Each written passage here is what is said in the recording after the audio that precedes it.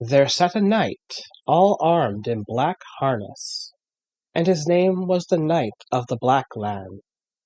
Then the damsel, when she saw that knight, she bade him flee down that valley, for his horse was not saddled. Gramercy, said Bowman, for always ye would have me a coward.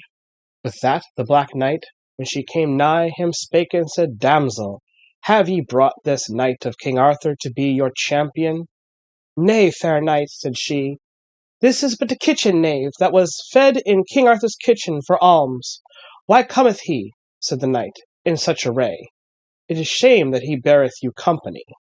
This was Thomas Malory's introduction of the Black Knight in the famous Le Morte d'Arthur.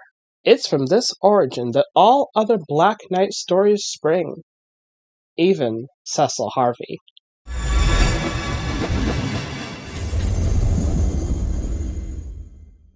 The armor I'm wearing in this picture is based on Cecil's armor in Final Fantasy IV, a turn-based RPG that came out for the Super Nintendo in 1991. In the game, Cecil belongs to a contingent of knights called the Red Wings, whose job it is to fulfill the ideals of the King of Baron, Cecil's adopted father. When we meet him, Cecil is shown to have an unfaltering loyalty to his king despite some of the heinous acts he was being ordered to carry out. He even took up the destructive power of the Dark Knight class in order to be the king's most formidable warrior. However, something about it all begged at Cecil's conscience, and he confronted his father after Cecil's army of Red Wings slaughtered the village of Mizidia, who offered no resistance. Unbeknownst to Cecil, however, the king had been replaced by a fiend. This question rang as treason to the false king's ears, and he robbed Cecil of his rank. When Cecil's friend Cain tried to speak up on his behalf, the same was done to Cain, and thus began the story of Final Fantasy IV. Much of the game's plot revolves around Cecil's quest for redemption, and it's largely regarded as one of the best stories about this theme to this date. The story of Cecil Harvey has actually been turned into a bit of a case study by many authors. Katie Bailey says he defied stereotypes of Japanese role-playing game protagonists, being an established warrior with a wife instead of a teenager. Christian Nutt, a game developer and writer, claims Cecil had the first real arc that set the stage for the kind of characters we would see from RPGs from that point forward. In the book Queerness in Play, authors Todd Harper, Megan Blythe Adams, and Nicholas Taylor Springer discuss the androgyny and masculinity present in the series, making note of how the Dark Knight abilities Cecil uses are built around aggression, pain, and self-injury. His black and spiky armor emphasizes stoicism, loyalty, and emotional reservation. Contrast to his paladin form that emphasizes on protecting his allies, that by abandoning his strict, obedient, violent masculinity, he becomes a more complete character. In the lore of King Arthur, the Black Knight, or Dark Knight, is a literary stock character, like saying he's an anti-hero. This stock character masks his identity and that of his liege by not displaying any heraldry. Black Knights are usually portrayed as villainous figures who carry out all sorts of misdeeds, and are often associated with death and darkness. They are also shown in stark contrast to the Knight Errant, or White Knight. This is a character from chivalric romance literature. Errant literally means roaming, so a knight errant would be some kind of wanderer searching for adventures to prove his chivalric values, or in some cases, the pursuit of courtly love. In this way, we can draw a clear distinction to how Arthurian lore inspired the concepts behind Final Fantasy IV's depiction of the Dark Knight Cecil, who later wanders on a quest to prove his virtue and become a White Knight, paladin. But, I'll be perfectly honest with you, the moniker of paladin doesn't really suit me at all. I know one, and while he's really nice, he can also be, well, pretty boring. Oh, here's some other neat things about the Dark Knight. Edward of Woodstock, Prince of Wales, Duke of Cornwall, Prince of Aquitaine, so on, was a military leader remembered for his success and massacres. He was also popularly known as the Black Prince. The title also belonged to James Stewart, the Knight of Lorne. He was actually a descendant of Robert of Scotland during the 14th, 15th centuries, right around the time Monmouth takes place. One of the most compelling stories about the Black Knight and his affinity for causing death and suffering comes from a song written by spoony bard Edward Elgar sometime in the late 1800s. It starts with a medieval jousting competition held in honor of the Feast of Pentecost. In the competition, the king's son beats everyone in the lists until a mysterious black knight arrives and challenges him. And with the sky darkening and the castle rocking, the strange knight fights and wins. Later that evening, during the banquet, the Black Knight returns to ask the king if he can marry his daughter, and begins to dance with her. And as they dance, the little flowers in her hair mysteriously die. Later, noticing a paleness in the king's two children, a guest offers healing wine to them, who soon collapse and die soon after drinking the poison. The old king begs the knight to kill him as he has nothing left to live for, but he refuses. Like, damn, that honestly goes pretty hard. No motivation, no moral excuse or explanation, just gratuitous evil. But the Black Knight is not always evil. In fact, there are many times that someone called the Black Knight appears in Arthurian stories as a protagonist of the tale. When the Kingdom of Camelot waged war against Sir Galot. Now, Galot was a half-giant knight, so probably Gaulish, but also a sovereign prince. In the story, Galot begins as an enemy of King Arthur. He's ambitious and charismatic, and towered 6 inches taller than any knight. The reason for their battle was Galot challenged Arthur's possession over Logres, what was then known as the southeastern England. Galot arrives with a massive army, acquired over many years of successful campaigns, and things quickly looked grim for the King of the Round Table. Despite Galot's obvious victory over Arthur's troops, he was left in awe by a mysterious black knight who'd shown great combat prowess and strength. Galot was so taken aback by the knight that he surrenders to Arthur just for the chance to spend the night alone with him. From there, it's revealed the Black Knight is none other than young Lancelot, and the two become very close companions, and according to some interpretations, even lovers. Something that gets mentioned in the story is the framework around seeing Galot as a tragic hero because he must surrender Lancelot to Queen Guinevere. But he also does join the Knights of the Round Table. I think, however, the most interesting and prominent man to hold the title of the Black Knight is Morien. Now, Morien doesn't get talked about nearly enough for my taste, but his story is a prominent example of colored history of the world. Written in 13th century in Middle Dutch, the fact that the story is Dutch is important. The romance of Morien actually begins at contraception. See, Morien's father is Algavael, the eldest son of King Pellinore, and one of the knights charged by Arthur with defending the execution of Guinevere in Mallory's book. But prior to that, 13 years prior, Algavael traveled to the Moorish lands in search of Lancelot and the Grail. There he met and fell in love with a beautiful princess. They pledged their betrothal, but refusing to abandon his quest before Lancelot was located, Algavael left the country before he could marry. He left her pregnant with his son Morien, who would grow into a tall, handsome youth, quote, black of face and limb. When growing up in the Moorish lands, Morien is described as having a tough past due to his father's abandonment. He was deemed fatherless and shamed. In the pursuit of his father, Morien knights himself and grows increasingly stronger by battling the knights he encounters along his journey. Of his prowess, the romance says that Sir Morien's blows were so mighty. Did a spear fly toward him to harm him, it troubled him not to wit, but he smote it in twain as if it were a reed. Naught might endure before him. Of his dress it was said, his shield and his armor were even those of a Moor, and black as a raven. The narrative begins proper years later as Morien seeks his father, as he and his mother have been disinherited from their lands. The action takes place just prior to the quest for the Holy Grail, and the knights Lancelot and Gawain are out searching for Percival, a new knight and the brother of Algavael. After Morien tells his story to Lancelot and Gawain, who promise to help him find his father, the knights go on a series of adventures showcasing their talents. In the end, father and son are reunited, and Algavael travels to the land of the Moors to marry his lover and win back her rightful lands. Now, here's where the Dutch part gets important, and that's because of Morien's race. Within the Dutch Lancelot text, Morien mentions brief moments of racism, like no one wanting to take him across the water, and Sir Garriot being afraid of him at their first encounter. When Morian has his initial clash with Lancelot and Gawain, after a brief moment of moral dilemma in which Gawain and Lancelot are torn between engaging in the fight and courtesy, they decide that Morian is a devil and they must be obligated to fight with him.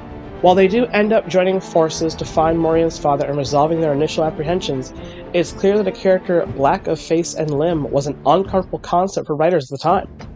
However, it is also important to note that Gawain and Lancelot don't actually see Morian's face until after the battle ends, and make the judgment based on his armor rather than his physical appearance. Not that they weren't shocked to see his actual face at first.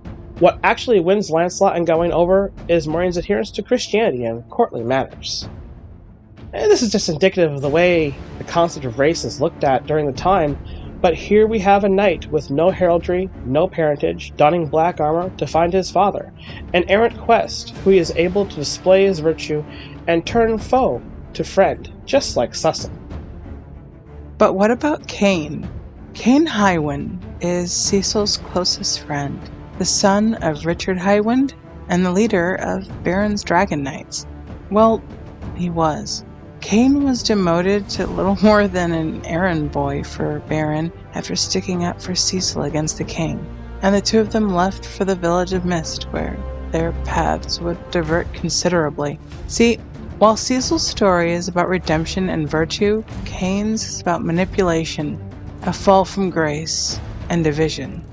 Following events in Mist that led to Cecil and Cain witnessing the violent destruction of the village by fire, Cain returned to Baron, where he fell further under the king's control, and eventually met with Cecil's older brother Theodore, who had been given the name Golbaz by an evil entity known only by Zemus. So notice the dragon-like helmet? That's because Cain is a dragoon. A dragon knight, at least in that canon. In the realms of Final Fantasy, dragoons are also lancers. They fight with long spears, or sometimes swords or axes, but it's the spear or the lance where dragoons really shine in battle. By jumping impossibly high, dragoons dive that spear down into their enemies. In some iterations, dragoons can utilize dragonic magic and a host of other dragon-like abilities. And then there's the obvious motif. So, if Agni is dressing like Cecil, because being a Hexblade is her favorite D&D class, then I'm going to be dressed as Cain. Not only am I a literal dragon, but also Agni's best friend. I've definitely got her back if any corrupt kings want to kick her out of the kingdom or something. But what does it all mean?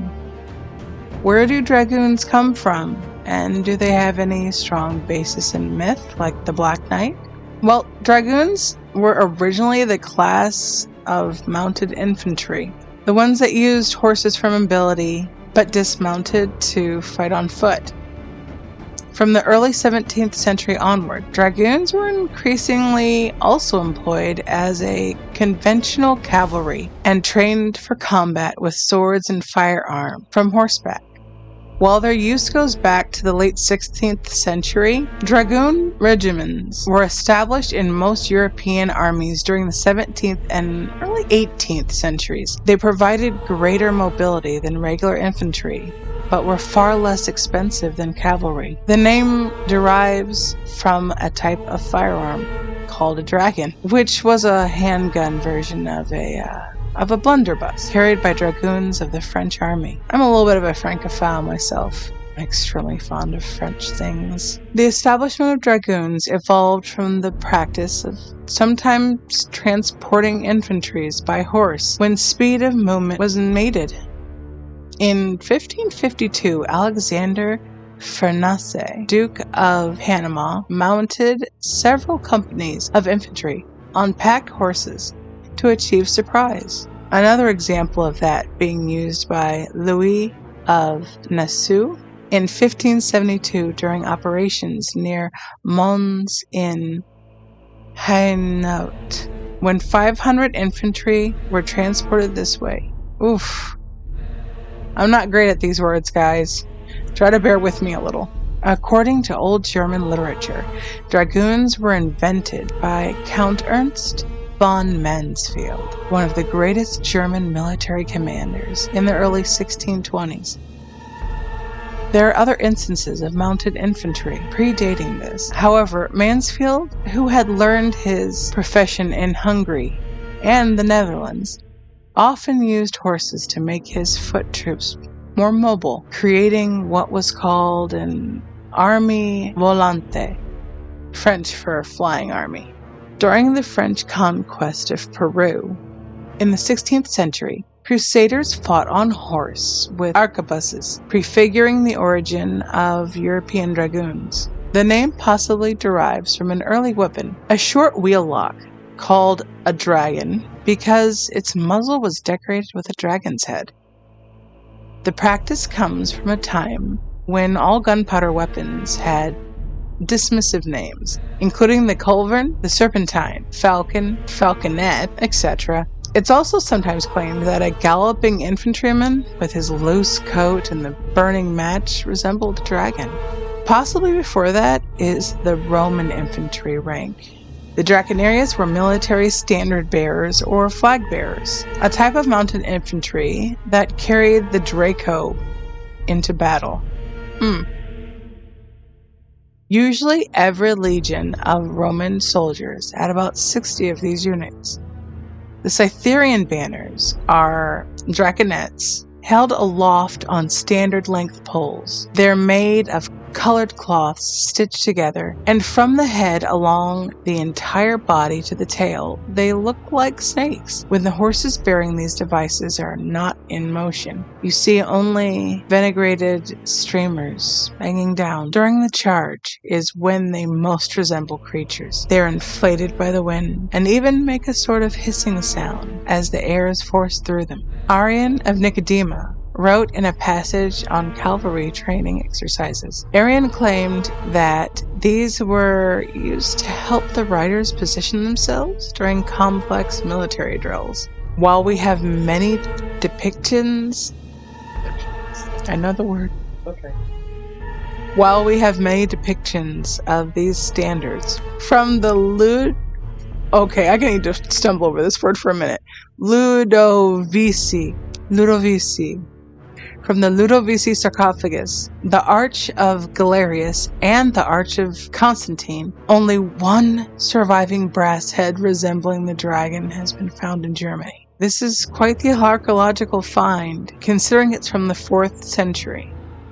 But copper is also one of those metals that oxidizes quickly, so no matter the tarnish, it won't damage the actual integrity of the metal. Interesting fun fact. So, mostly, aside from popular media, Dragoon was a military rank with only a symbolic connection to real dragons. But that doesn't mean there's nothing at all that's fascinating about them. From the 1600s to modern day 2024, military regiments from all over the world utilized troops that use the name Dragoon.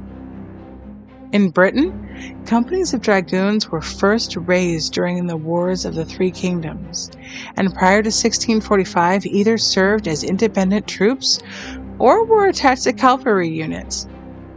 When the new model army was first approved by Parliament in January 1645, it included 10 regiments of cavalry, each with a company of dragoon attached.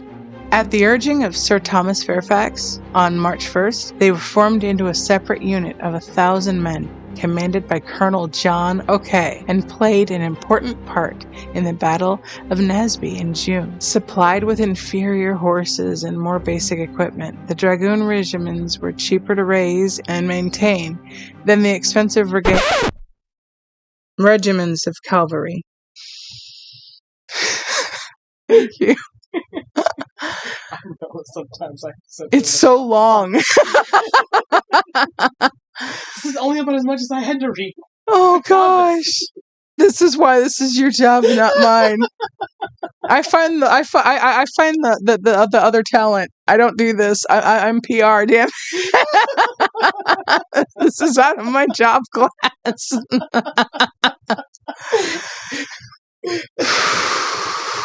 I mean, that's why multi-classing is so hard. Yes, this is why multi-classing is hard. You too.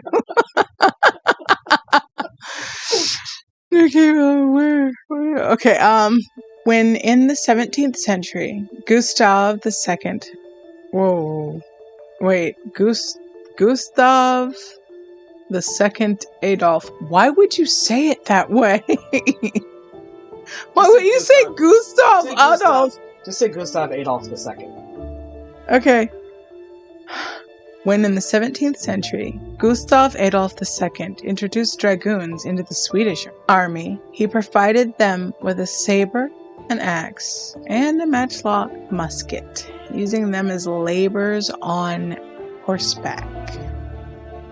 Ouch. Many of the European armies, henceforth, imitated this all-purpose set of weaponry.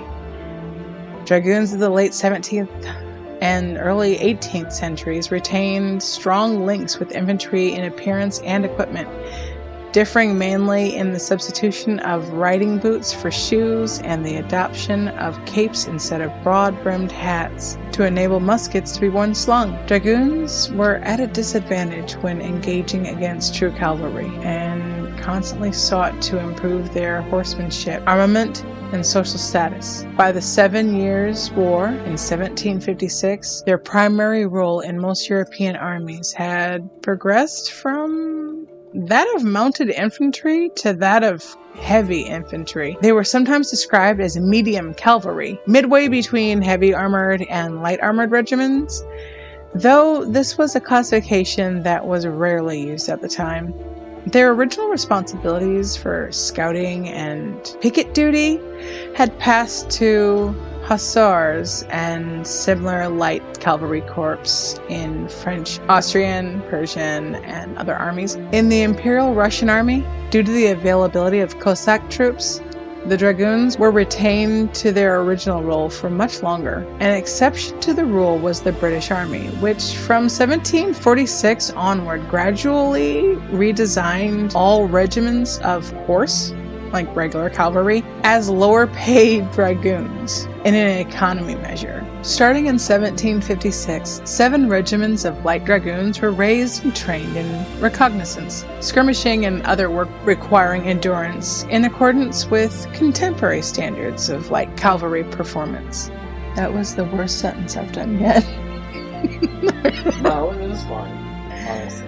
The success of this new class of cavalry was such that another 8 dragoon regiments were converted between 1768 and 1783. When this reorganization was completed in 1788, the cavalry arm consisted of regular dragoons and 7 units of dragoon guard. The redesignation of dragoon guards did not mean that those regiments, being the former 2nd to 8th Horse, had become household troops, but simply that they had been given a more dignified title to compensate for the loss of pay and prestige. During the Napoleonic Wars, dragoons generally assumed a cavalry role, again, though remaining a lighter class of mounted troops than the armored cuirassiers.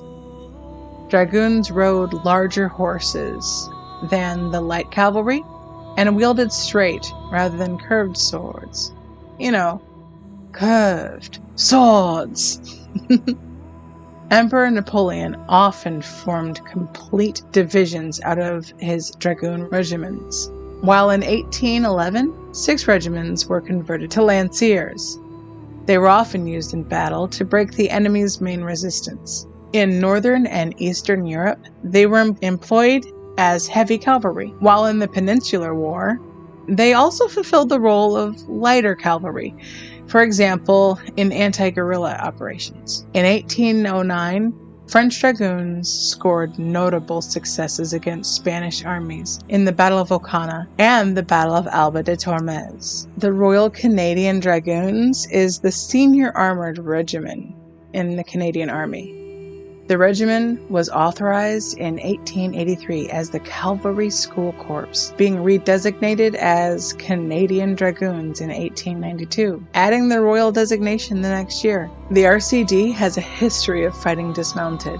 The Second Boer War in South Africa as mounted infantry, fighting as infantry with the 1st Canadian Division of Flanders in 1915 and 1916, and spending the majority of the regiment's service in the Atonement campaign, 1944 through 1995, fighting dismounted, and in 1994, when the regiment deployed to Bosnia as part of the United Nations Protection Force. The current role of the Royal Canadian Dragoons is to provide Army reconnaissance support to the Canadian Mechanized Brigade Group.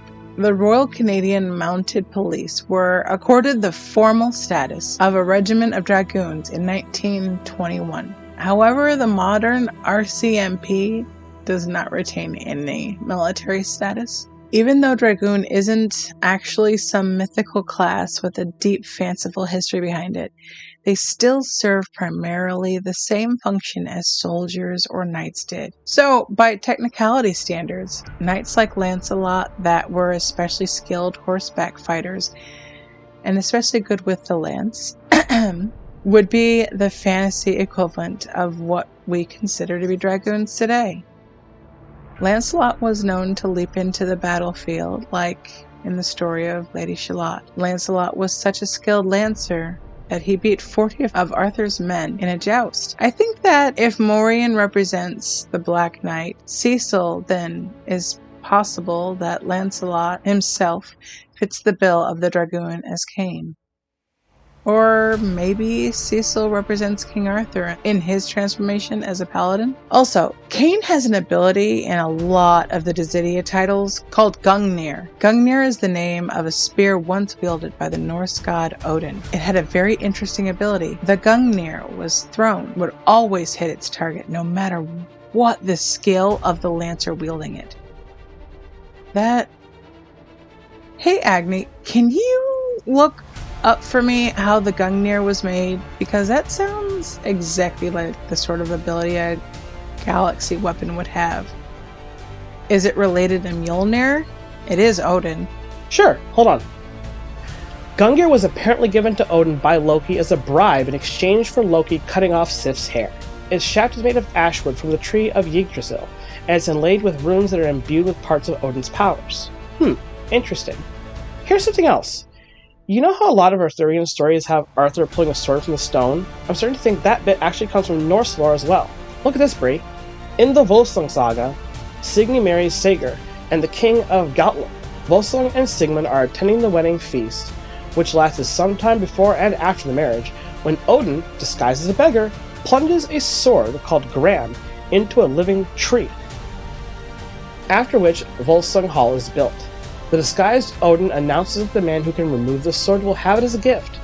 Only Sigmund is able to free the sword from the tree. Now that's basically the same as the sword in the stone myth. Especially when you consider that the sources say that Odin was the inspiration for the character Merlin. Oh my god, Agni. I actually know this one. Sigmund is best known as the father of Sigurd the Dragon Slayer, who killed Fafnir. Fafnir was either a sorcerer or a dwarf who became a dragon, stole the magic ring and Vardi's gem from his father, and even served as the inspiration for both Smaug and Gollum in Lord of the Rings. My mom has been looking for that ring ever since she heard that story. So when I heard the name Sigmund, it jumped out at me. Regardless of the myths and legends that serve as a basis, the characters of the story of Final Fantasy IV continue to be a fan favorite. The music, the characters, the story. According to Takashi Tokita, the game's lead designer, Final Fantasy IV was the first Japanese RPG to feature such deep characters, so to speak. And the increased hardware of the games at the time, from earlier titles such as Final Fantasy II, really played a major role in helping create that vision. Now, some of you may have thought that, wait, I thought Final Fantasy II and Final Fantasy IV were the same game. You're kinda right. And now another group of you watching is going to be like, why would anyone think that? Because at the time, Final Fantasy II and III for the NES hadn't been localized, so worldwide audiences only knew the original Final Fantasy game for the NES, and what was dubbed Final Fantasy II abroad was actually Final Fantasy IV. That wasn't the only thing that got changed between the two versions. There is an entire list that I'll actually link down below if you want to read the entire thing, but the TLDR is, There were substantial differences between the SNES and PlayStation versions of Final Fantasy IV abroad, from items being changed or missing, character abilities such as Cecil using the Darkness command missing, which was kind of core ability for his Dark Knight class. All the boss fights of Final Fantasy IV were made considerably easier for audiences abroad because, I kid you not, the Japanese developers didn't think worldwide gamers, especially Americans, would be up to the challenge. They wanted the game to do well, so they made it easier and more accessible. Frankly, I'm glad they did, but I'm also glad that for subsequent releases like the PlayStation version that came along with Final Fantasy Chronicles and Chrono Trigger, the original difficulty of the game was implemented for those of you that like the experience of a true challenge of Final Fantasy IV.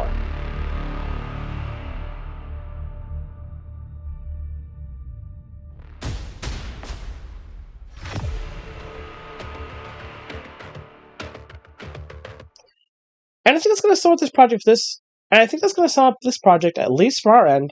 Art for this week was by Keo Pendragon on Fiverr. He also did the Final Fantasy VII art, and just as you can see, he did a fantastic job on this one as well. Commission Keo Pendragon down below by clicking on the commission link.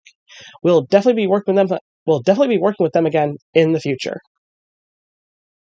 Art for this channel wouldn't even be possible, however, without the help of our patrons. Monetization on YouTube is not enough to keep us going, so please follow the Patreon link down in the description to help Tales of Atonement keep going long term. We have a lot left to do and a big story to tell, and we simply can't do it without your help. Besides, there's a ton of extras only available on Patreon that won't be available for months on YouTube, if ever. Some of our great patrons include Pammy Poo, Shadow Fox, Arya Gamari, Charles Tam, Jace Moreland, and Lunder Lumen. Thank you all for watching and supporting our story.